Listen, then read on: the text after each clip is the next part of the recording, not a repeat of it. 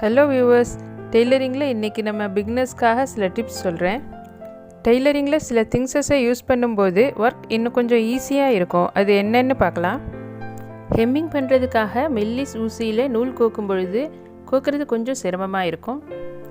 அதுவும் நமக்கு கொஞ்சம் ஏஜ் ஆகிடுச்சுன்னா பார்வை குறையும் பொழுது கோக்கிறதுக்கு ரொம்பவே சிரமப்படுவோம். நீடிலில் ஈஸியாக நூல் கோக்கிறதுக்கு இந்த மாதிரி நீடில் த்ரெட்டர்னு இருக்கும், அதை வாங்கிக்கங்க. அதில் மெல்லிசாக கம்பி இருக்கும்.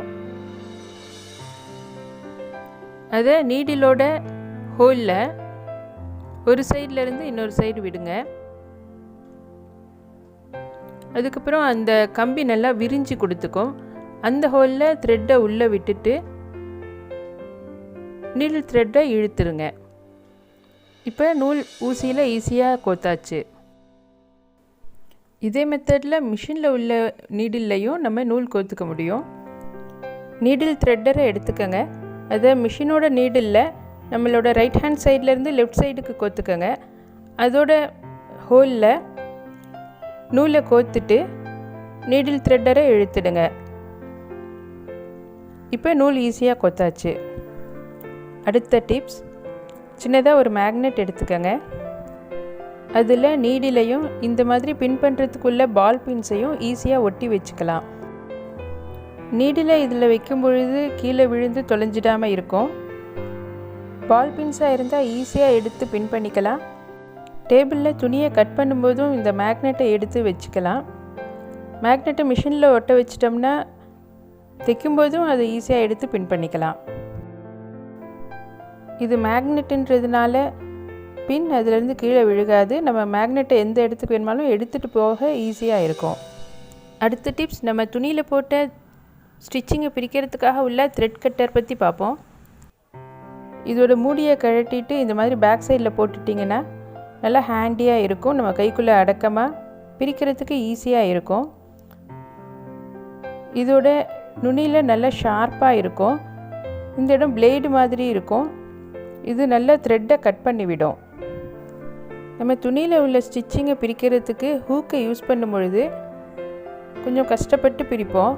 இந்த த்ரெட் கட்டரில் பிரிக்கும் பொழுது அது த்ரெட்டை ஈஸியாக கட் பண்ணிவிடும். பிரிக்கிறதுக்கும் ஈஸியாக இருக்கும்.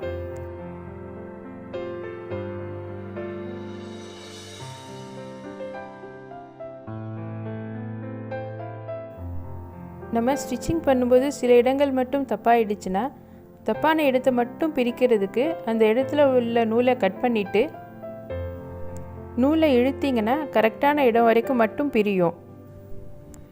த்ரெட் கட்டரில் டபுள் ஸ்டிச் பண்ண இடங்கள் கூட ஈஸியாக பிரிச்சுடலாம்.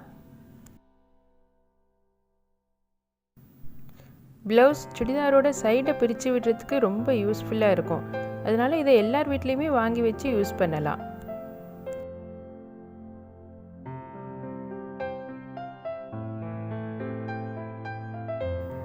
அடுத்த டிப்ஸ், இன்ஸ்கர்ட்லேயும் சுடிதாரோட பேண்ட்லேயும் நாடா எப்படி ஈஸியாக கோக்கிறதுன்னு பார்க்கலாம்.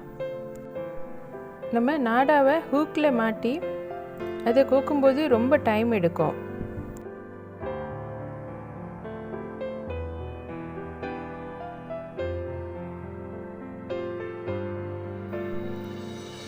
அதுக்கு பதில் நாடா கோக்கிறதுக்காகவே இந்த மாதிரி பிளாஸ்டிக்கில் இருக்கும். அதை வாங்கி அதோட பேக் சைடில் நாடாவை கோத்து முடிச்சு போட்டுக்கோங்க. அதை சுடிதார் பேண்ட்லேயோ இன்ஸ்கர்ட்லேயோ ஈஸியாக கோத்துட முடியும்.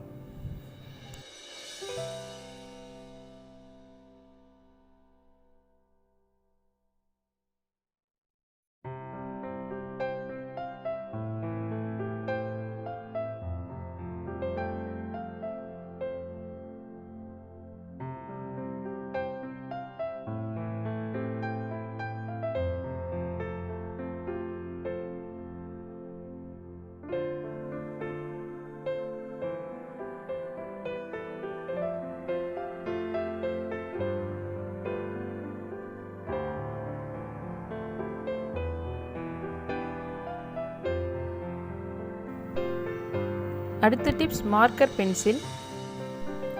துணியை நம்ம கட் பண்ணும் பொழுது டெய்லரிங் சாக்கில் வரைகிறதுக்கு பதில் இதை யூஸ் பண்ணலாம். டெய்லரிங் சாக்கில் வரைகிறது ரொம்ப ஈஸியாக இருந்தாலும் சாக் அடிக்கடி நுணுங்கிட்டு போயிடும். அதனால் இந்த மாதிரி பென்சில் வாங்கி யூஸ் பண்ணிக்கலாம். இதை ஷார்ப் பண்ணுறதுக்கு ஷார்ப்னர் தேவையில்லை. இதில் துணியில் மார்க் பண்ணோம்னாலும் மார்க் பண்ணது தண்ணியில் பட்டால் அழிஞ்சிடும்.